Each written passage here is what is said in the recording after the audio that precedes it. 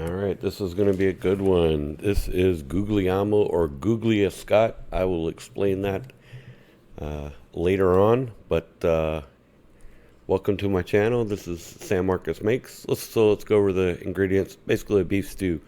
So normally for this, I use ribeye. Did not get ribeyes, just couldn't get a hold of them. So this is tri-tip. We also need 2 cans of stewed tomatoes. 2 cans of corn of any type, a little bit of beef stock, green beans, 2 cans or large cans. Of course, you got to have coffee. If you follow me or seen any of my videos, you know I'm a big Starbucks location coffee cup collector. This was Oklahoma's. All right, so you want to start. If you have ribeyes, you can, cook them in a cast iron before you cut, but you want to get a little bit of a crust. I normally will put a little bit of flour and a little thing to think about, a little emerald tribute. I don't know where you get your flour, but my flour don't come seasoned, so make sure you salt and pepper that flour. All right, but just simply dredge it in there.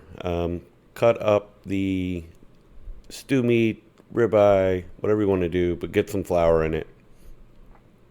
It's only going to help with the browning process later. So about 1-inch chunks is perfectly fine. There we go. Got it all cut up. So mix this up. So why, I think everybody can figure out how to brown this meat. So I wanted to use this opportunity to kind of explain this dish. So this was developed, what I'm told, by my wife's family, always calling it Guggliaammo. I thought this was an Italian dish, just knowing their heritage, Keely's dad's, and supposedly he got it from an uncle. Everything was made up, what we're told, the name Guggliaammo. I normally call this Guglia Scott because I put my own spin to it. This is what's really wonderful about this recipe. You can do it however you want to do it. Add whatever you want to add. It comes out really good. But think of it as a beef soup or stew. So just simply add the meat into a skillet. Get a little color on it. You want that Maillard reaction, get that nice brown bits in there. All of that's going to go into the bowl. High heat. Just kind of flip it every once in a while. You'll see I get tired and just start shaking it. But you do want to get a little bit of color on this. This is going to help with flavor down the road. We are cooking this in a slow cooker. So you want all the flavor that you can get these things going. For me, it took me about 2 batches, all depending on how much meat you want to put in it. So I'm going to start with a slow cooker, have it on low. Here I'm adding the green beans. I prefer the Allen's Italian cut. Any green bean's going to absolutely work. Go ahead and layer them in. Also got corn coming in. On both of these, green beans and corn, I drain the liquid always. You could have left it in there, but I'm not a fan of the water that they use. I'd much rather use something a little more flavorful. So replace it with stock or whatever. I don't even think it's needed because I'm going to add, in the overall, I'm going to add stock, and plus all this is going to cook down and add its own liquid anyway. So just add the ingredients and keep going. Here's some peeled garlic I got from the store.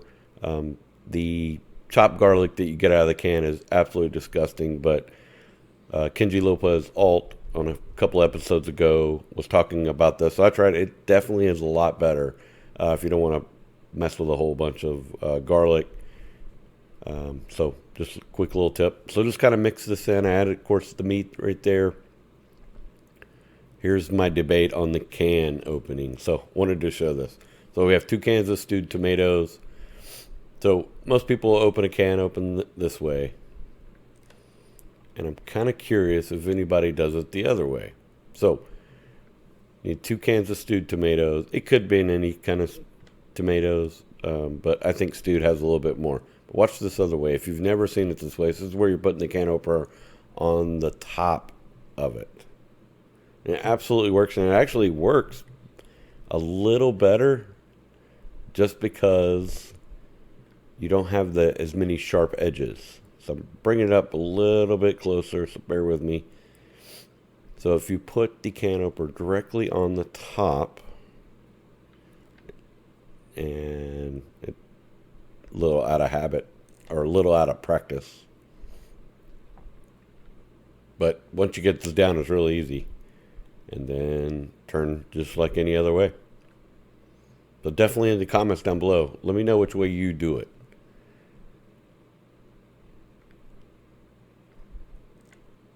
You're going to see lid comes off. You're not ever having to fishing for it. And it's not sharp. It's pretty amazing. All right. Enough of that. But I'm kind of curious what everybody thinks. All right. So let's get these 2 cans in. And you could definitely throw these on a cutting board and chop them. You don't need big pieces. I'm just going to get my hands dirty. Kind of tear them all up. Make sure you don't have anything big. These will definitely cook down even more, or these stewed. They're already a little bit soft, but you definitely get in there. You just don't want a big mouthful of a big chunk of a tomato in it. So just kind of tear them up. Very rustic. It's gonna cook down. And this is also a great spot to start adding other items. You're gonna see I add a couple more things. So one of the ingredients that while I'm making this, my wife was calling her dad, who she got the recipe from, and he mentioned onion soup mix. I'm like, I've never put onion soup mix in, but I think I'm going to try it this time. So you'll see I add some onion soup mix. Worcester I do always add, but this is the spot where you can start making it whatever you want to make it. Add that stock in, and I did not really have to add stock there. I just wanted a little bit of soup. In Texas, we're finally getting a little, wouldn't call it cold, but got a little nice little front. So this is the time we're going to make this soup. It's Italian seasoning. Of course, you got to always add your Tony's or some kind of Cajun seasoning. My absolute favorite pepper, the burlap and barrel pepper. So good fresh cracked pepper in there. Kind of keep stirring it up. That nice wooden spatula that I've been working on. If you haven't seen that video, definitely go through my videos, find that wooden spatula. Add just a little bit more stock. Make it a little soupier. Put the lid on. And then this is where I think about, let's add this onion soup mix. So I was a little worried that it might turn out a little salty, but it absolutely did not. So continuing, this is going to cook for a long time.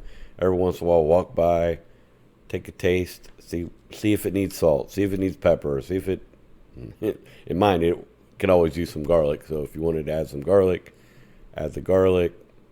But clean your pantry out. If you got a can of lima beans, throw some lima beans in there.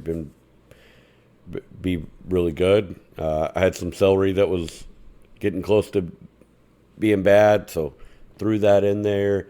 Could have easily thrown some onion in there, bell pepper in there, whatever you want to throw in there. Absolutely works good. So just kind of stir this up, get the lid on, and we'll get it cooking. Made my house smell so good yesterday making this. All right, I definitely cook it at least 6 hours. I think 6 hours is the magical spot. I actually let it go 8 hours only because I was using the tri-tip. I did not know how it would break down, and it came out great. I was happy. Always prefer the ribeye over tri-tip, but tri-tip worked in a pinch. Beef's just very expensive, and the quality was kind of a little bit low. at the store. But that's the recipe. Absolutely wonderful on a good cold day. Good little stew. My kids like this. Great, great dish. So I hope you enjoyed it. If you did, please give me a thumbs up. Please subscribe to our channel. We'll make this channel keep growing. But hope you enjoyed it. I'm glad I could share a nice family recipe with you. Thanks a lot.